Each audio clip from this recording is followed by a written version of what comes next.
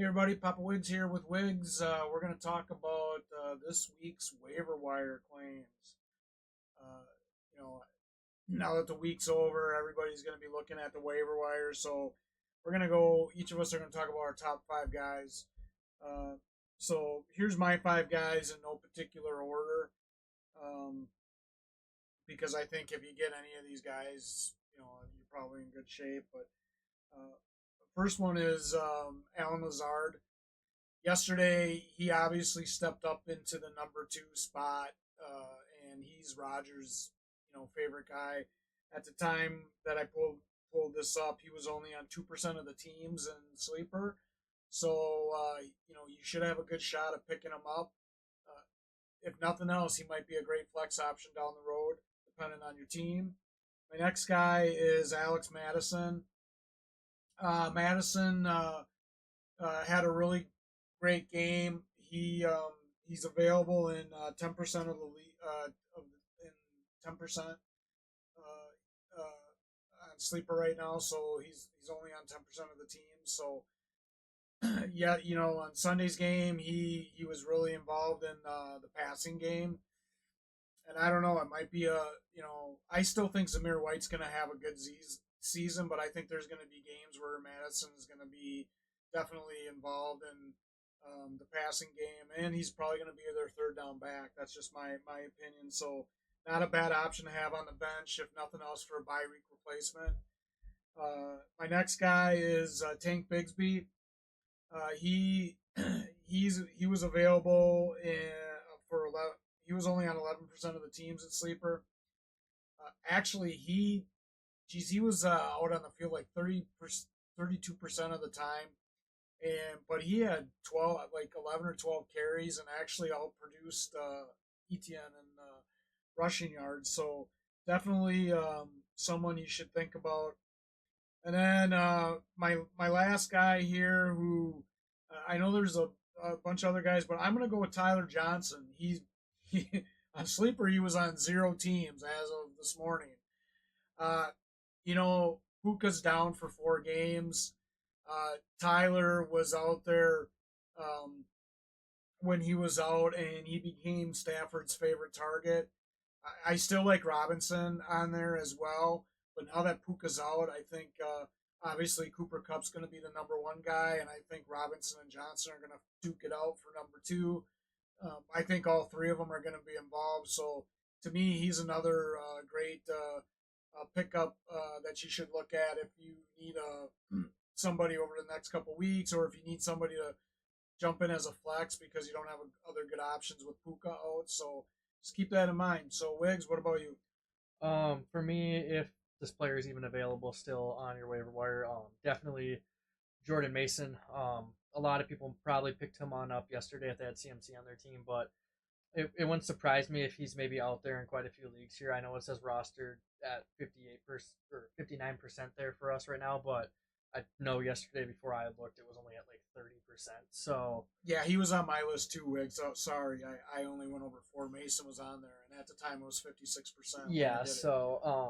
that's just more so of one of those leagues. If someone didn't pick him on up, I definitely recommend doing it because CMC is expected to most likely miss this week and possibly a few more weeks here with the calf injury. So I definitely recommend picking him on up. I know he's rostered on a higher chunk of teams right now, but um, Yeah, but he's still a good wire oh, pickup. definitely, definitely. So I agree with you, Wiggs. He was on my list too, and even with CMC in, he still might have a role Yep. there with San Francisco with the way they use the run game. Originally, I did want to put Alan Lazard on this list, but I actually swayed away from him just due to the fact that Mike Williams was only out on the field for 18% of the snaps yesterday. He was extremely limited there, and I expect him to move on up as the games go along. So me personally, I'm just kind of swaying away from him.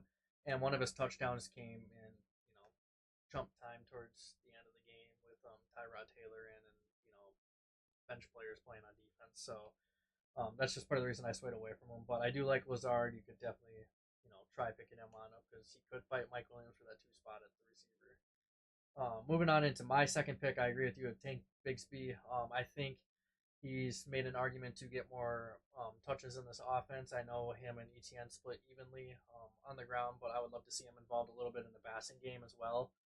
I think his rushing ability is insane, and I think his receiving ability could be just as good.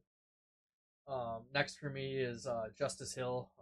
This is just someone I think could be utilized quite a bit still in the passing game of the Baltimore offense. I know they passed a lot more than they typically do in their first game, but they kind of had to.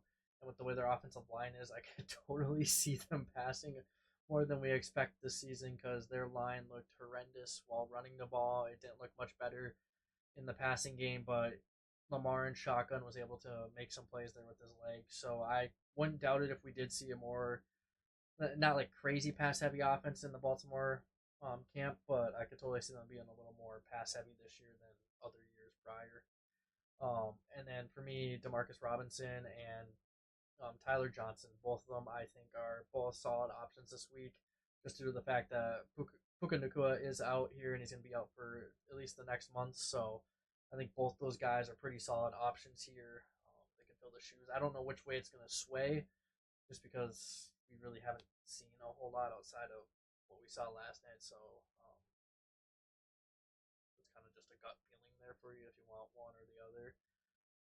Moving on from that, I actually do like your Madison pick as well. He could be utilized a lot in the passing game, and after seeing what he did in this last game, I could totally see that. Gardner Minshew targeted him 6 times. I think he caught 5 of those, if not all 6, and did a pretty solid game. A lot of that came on one play though from that pass. I think it was about a 29-yarder for a touchdown. So keep that in mind. And then for me, and this might be a little bit of a hot take at my 5th spot, Greg Dortch. I think he's still got a solid connection there with Kyler Murray. I was actually a bit surprised that he had more receiving yards than Marvin Harrison out on the field this weekend, but keep him on your radar because he's still one of Murray's favorite targets, and he always kind of has been one of those top 2 targets there for Murray every time they've played. I think that covered all 5 there. Yeah, no, I think those were some good picks. I kind of, I hear what you're saying about Lazard, but here's the thing about Lazard, okay? It doesn't matter if he's the 2 or 3 guy, right? He's got a connection with Favre, and I think Favre's going to use him all year. Rodgers, I'm sorry. I think Rodgers is going to use him all year. So I think it's not going to matter if Williams is back or not. I think, at this point, let's be realistic. I think everybody knows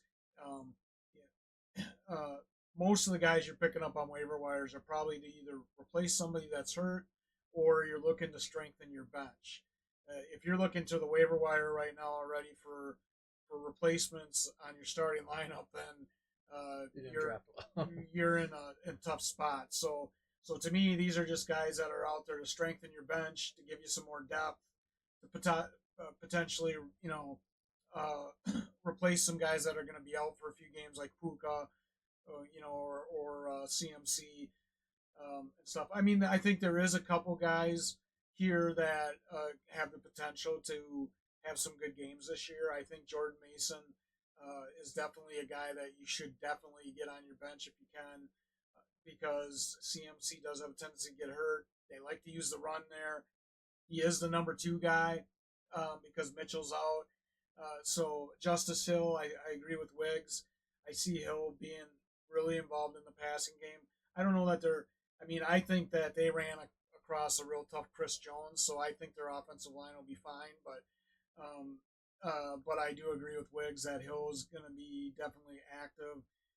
These are all guys that are potential great flex options if you don't have better options. So keep that in mind when you're looking at it. That's the whole purpose of strengthening your bench. Now, I know there's a lot of guys out there that don't like to deal with a strong bench because then they start getting caught up with, overthinking their lineups and stuff like that. But you have to have a strong bench for a couple reasons. One, you never know when an injury is going to happen, right, Wiggs? I mean, you found that out last year firsthand.